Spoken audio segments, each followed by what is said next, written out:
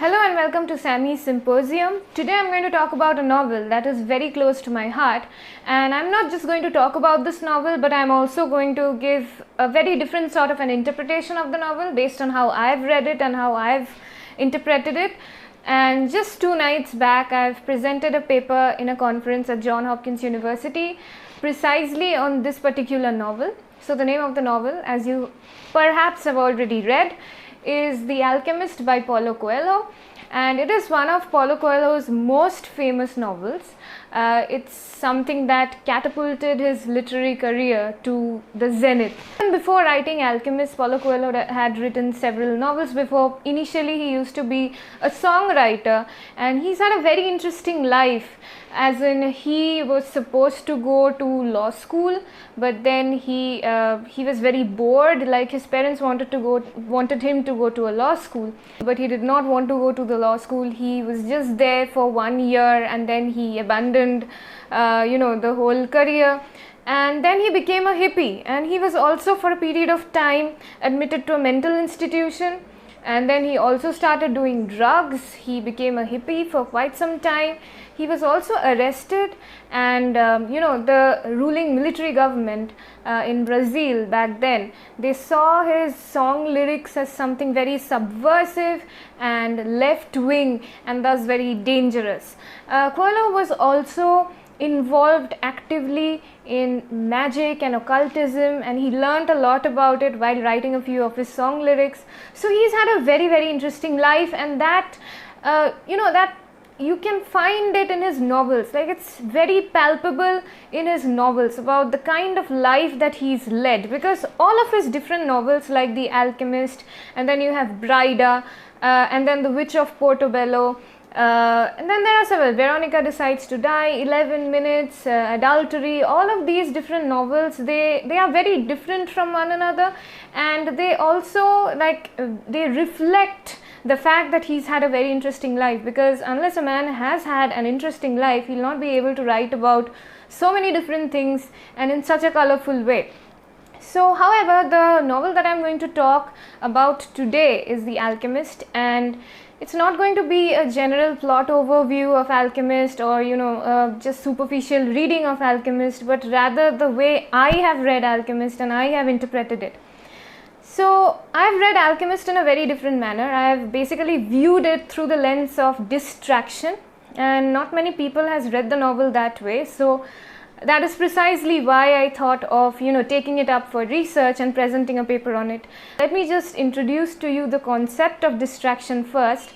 So distraction, as you already know, it's been a concept that has always been in a cloud, like under a cloud of negative connotations, because whenever we talk about distraction, what we essentially mean is that a person is not present fully in the moment, or a person is not doing what he or she is supposed to be doing, or they are not very attentive. Distraction can also mean deceit and trickery and lies, conning people, and sabotaging others' objectives, and so on and so forth. These are the kinds of words that we usually associate with distraction, and even insanity. When we say that that person is of a distracted temperament, what we essentially mean is that he's not quite sane. Aristotle has spoken about a distracted individual as not always thinking. So this was Aristotle's view of a distracted individual, that particular individual is not always thinking.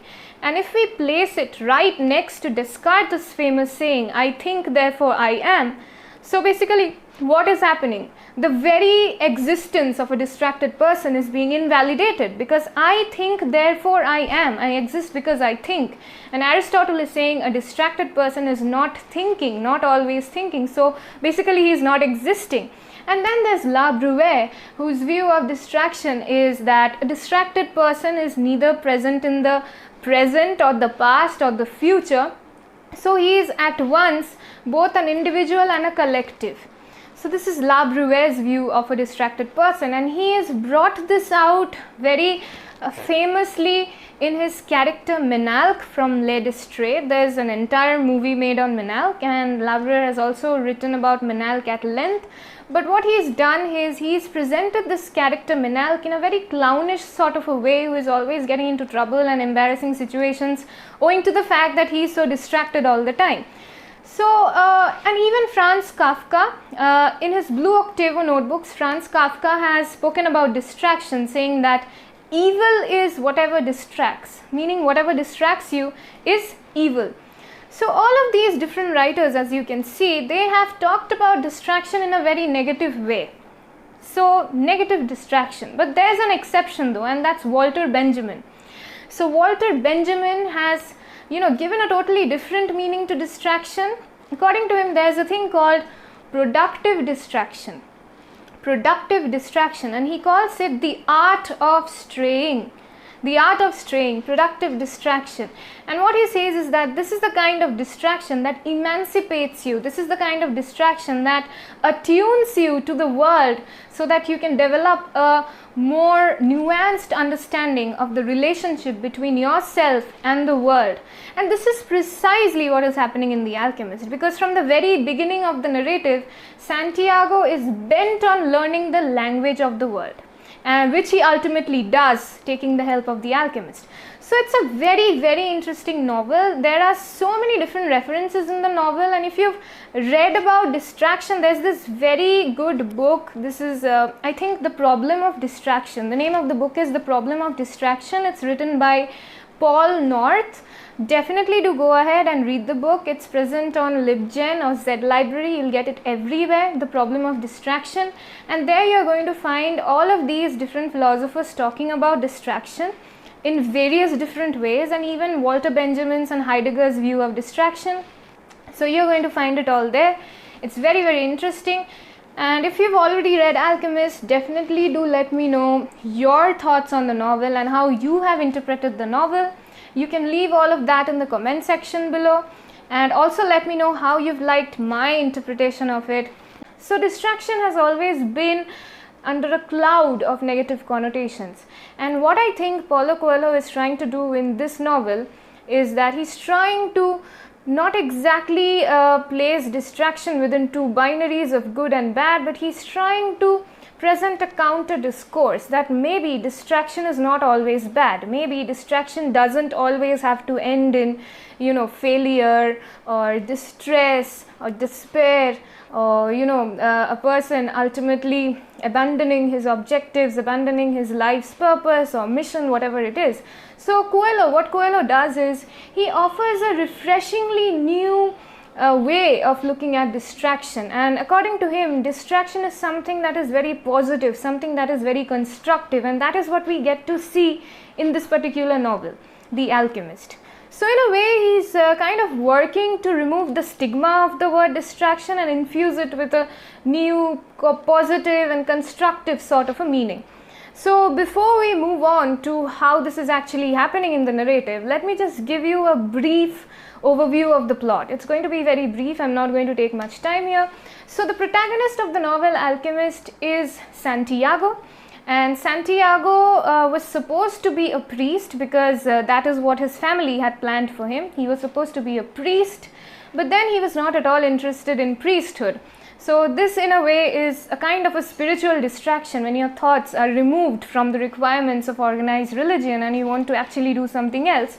So what Santiago wants to do is that he wants to become a shepherd because he loves traveling. So when he goes to his father and tells him that, "Father, I want to travel the world," what his father tells him is that you can travel the world only if you become a shepherd. And the ones who come to our land, the ones you see visiting our lands, the tourists basically, they can afford to visit our place because they are very rich. So among us, the only ones who travel the world, they are the shepherds. So that's when Santiago completely determines himself to become a shepherd. And then there's also this character, this merchant's daughter, who is described as this ravenous sort of black-haired princess. So she is a merchant's daughter, and Santiago sort of has a crush on her, and he's talked to her many times, and he's very much in love with her, and he wants to marry her. But at the same time, he knows that if he goes and marries the merchant's daughter, then he would have to settle down somewhere, establish roots, and that is not what he wants to do. He wants to travel the world instead. So this makes him a diasporic sort of an individual. He doesn't want to settle anywhere. He just wants to be moving, constantly moving. And this is almost like a physical need. It's like an irresistible physical need in Santiago to always be moving. You know, mobility is like a need for Santiago, without which he cannot survive. So anyway, what happens then is that he gets this dream, and he is very confused about what this dream is trying to tell him. So being of a slightly superstitious bent of mind, he goes to a gypsy at Tarifa, gypsy who is very well known for her ability to interpret dreams and then predict the future. And the gypsy tells him that your dream means one thing, and that is you have to go to Egypt because a treasure awaits you at the pyramids in Egypt. And Santiago's first instinct was to, completely disregard whatever the gypsy had told him. But then ultimately he finds himself constantly thinking about it, and he comes across this other character who introduced himself as Melchizedek, the king of Salem. And this Melchizedek, this person, he also shows this remarkable ability of, interpreting Santiago's dream and actually telling Santiago that this is what happened to you, right? This is what the gypsy told you. So this character of Melchizedek, he has this omniscient quality of knowing stuff that other people are not supposed to know. And then Melchizedek sort of encourages Santiago to go and chase his dreams, to go to the Egyptian pyramids. He refers to he gives him an example of a baker standing in front of his shop, a baker who was just nearby standing in front of his shop. And Melchizedek tells Santiago that look at that person, he aspired to visit Africa when he was young. But then what happened is that he first decided to buy the shop and save some money, and maybe when he is old he is going to go to Africa with it. What he doesn't know is that people are capable of living their dreams anytime they want. They do not necessarily have to be, postponing it or delaying it till old age. You can live your dream whenever you want, provided you're willing to work hard for it. So Santiago sort of gets very motivated after hearing all of these from Melchizedek, the king of Salem.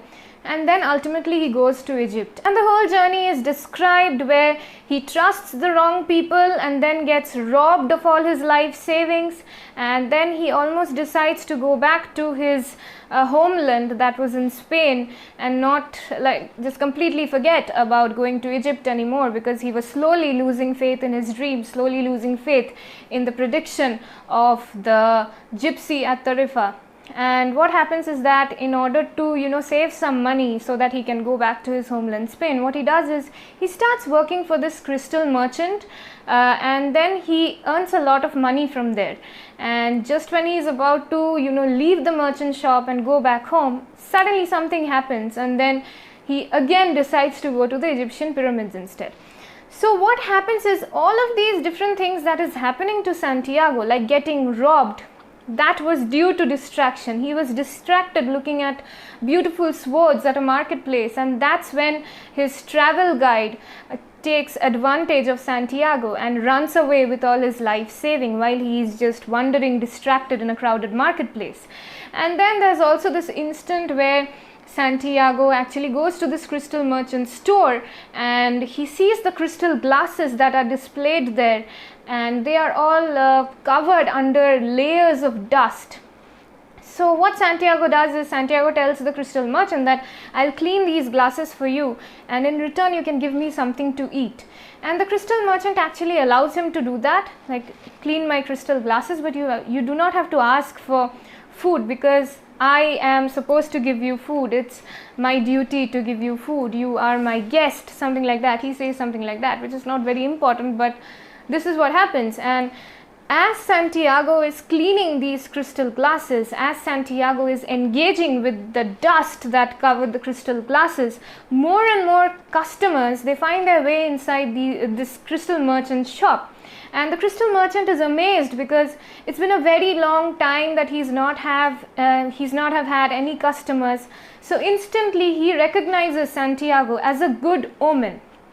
Okay, so this is what happens, and there are several references to it throughout the novel. I'm not going to divulge the entire plot once again because I want you to go back and read Alchemist if you haven't already, and if you have, you know what I'm talking about. But what happens is the role that distraction plays in this novel is very, very interesting. So basically everything Santiago does is provoked by some sort of a distraction. He gets robbed because he is distracted.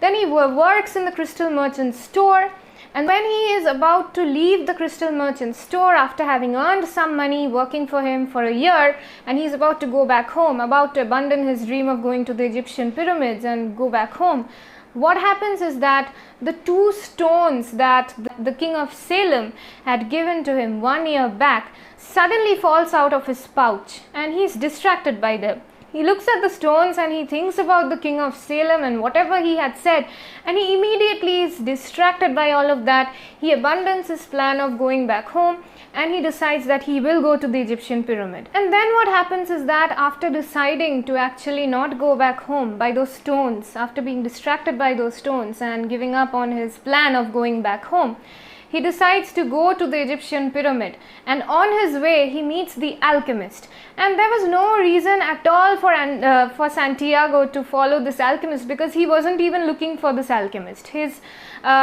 companion, an Englishman, was actually looking for the alchemist because he wanted to learn all the tricks from the alchemist of how he turns every metal into gold. But Santiago was absolutely not interested in the alchemist. His only purpose, his only goal was to reach the Egyptian pyramids and look for his treasure. But instead what happens is that he meets the alchemist. That is again another distraction, and the alchemist sort of talks to him and tells him certain things that distract Santiago again, and he's sort of removed from his objective of going to the Egyptian pyramid, and he follows the alchemist instead. And that's where he learns the language of the world. The alchemist helps him to learn the language of the world. And one day when Santiago and the alchemist are passing through the desert, a few of the warring tribes in the desert, they actually capture them because they think that Santiago and the alchemist, they are spies. So that's when the alchemist, in order to save both of their lives, he lies to the warring tribes, the chief of the warring tribes, and he tells him that Santiago is actually an alchemist who can turn himself into the wind and who can, completely destroy their tents, blow away their tents with his power. So this is basically a lie that the alchemist tells just to save their lives, to frighten the chief of the warring tribes into releasing them. But what happens instead is that the chief of the warring tribes, he tells them that if in 3 days Santiago could not turn himself into the wind, then he would totally butcher them to death. This is where Santiago is faced with a problem. He had left to actually go to the Egypt. He had left actually to go to the Egyptian pyramids, but what happens instead is all of these problems: getting robbed, and then meeting the alchemist, working for the crystal merchant, and all of these different things happen, and even getting captured by these warring tribes. These are the things that he had never planned would happen, but all of these happen, and all of these sort of distract him from his path of reaching the Egyptian pyramid. But what ultimately happens is that Santiago indeed transforms himself into the wind. So there's this huge sandstorm in the desert where Santiago actually in 3 days time, he learns how to transform himself into the wind and convince the chief of the warring tribes what he is capable of. And that is when the chief of the tribe actually lets him go.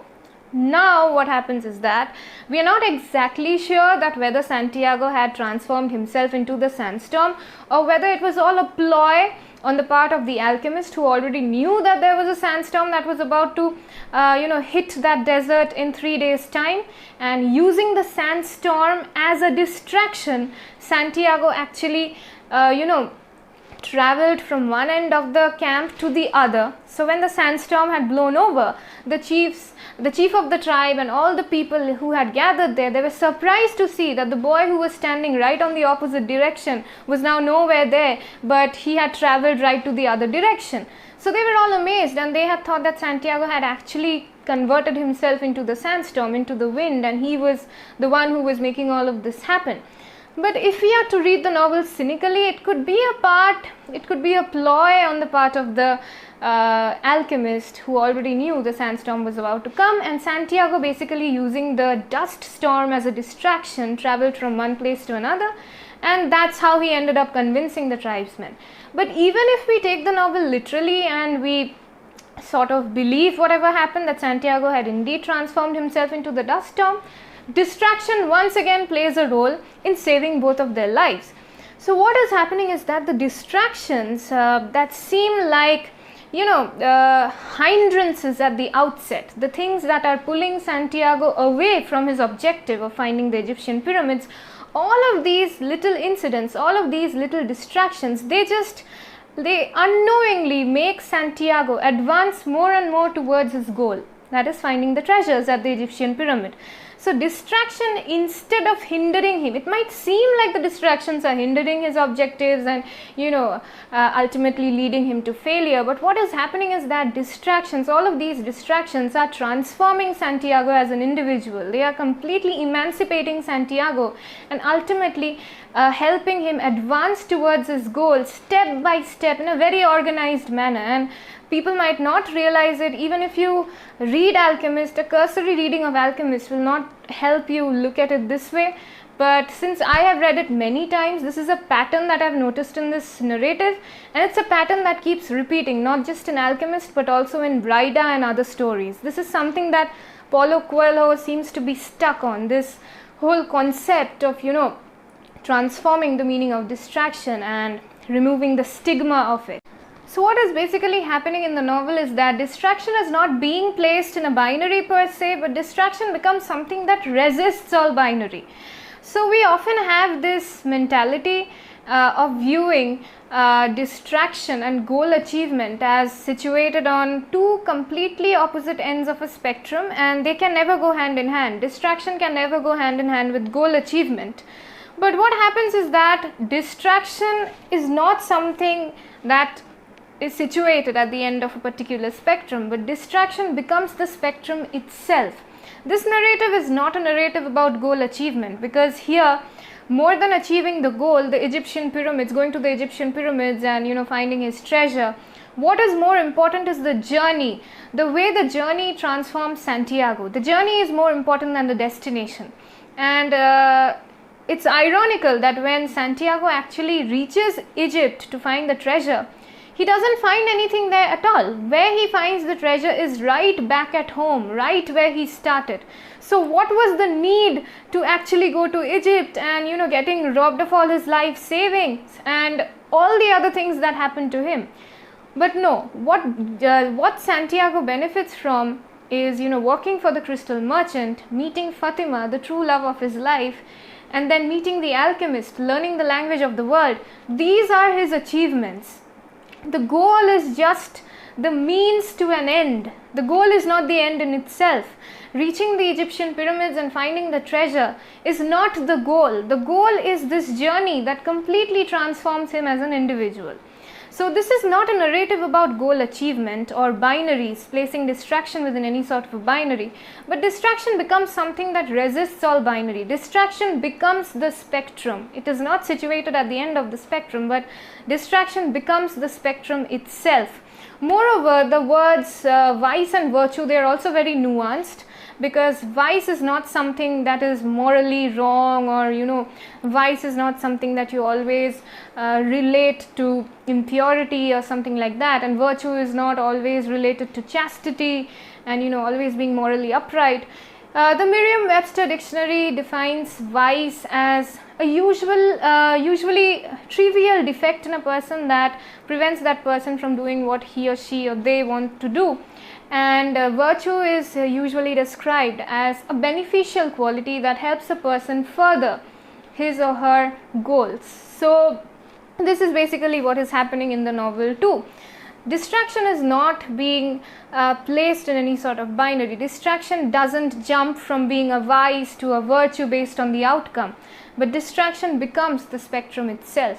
You never know where it's going to lead you. It's not always that if you lead the trail of distraction, if you lead the breadcrumb trail that distraction leaves for you, that you'll always end up being abandoned, or you'll always end up steeped neck deep in failure. That doesn't happen. Neither does distraction always lead you to something brilliant or something productive, like finding the Egyptian pyramid. Finding the Egyptian pyramid, I think, is more of a metaphor in this novel than anything, solid. So it's like a metaphor that is being used for the destination, not the journey. But it's not the destination that matters, it's the journey that transforms an individual, and that is being focused on in the narrative. And what transforms Santiago is a chain of distractions, a chain of mistakes that he makes on the journey.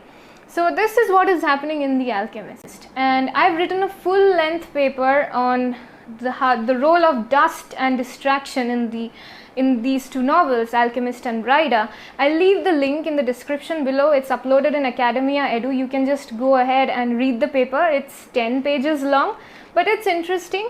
And I just presented the paper, like I said, 2 days back at a conference at Johns Hopkins, and they really liked my paper. So if you want to read it, just go ahead, visit the link in the description and read my paper. Download the PDF and read it. I'll be very happy, and definitely do let me know how you've liked it. So this is basically my reading of Alchemist. Now, like, hearing the interpretation that I've just given you, you might be tempted to ask that this whole thing about positive and negative distraction, how distraction is working negatively at times and positively at times, and how it's becoming a virtue from a vice. This is all sort of putting distraction in a binary. But what I think Paulo Coelho is trying to do is not put distraction in a binary, but rather offer a counter discourse when it comes to how distraction has always been viewed in the past by writers and philosophers alike. Anyway, if you've liked this video, please give it a big thumbs up, leave your comment in the comment section below, share this video with your friends, with your classmates who you think might be interested in knowing more about it. And if you've liked my video, please do subscribe to my channel, hit the bell icon so that you get regular notifications. That's it, that's all for today. Hope you're having a good day. See you again in the next video. Bye bye.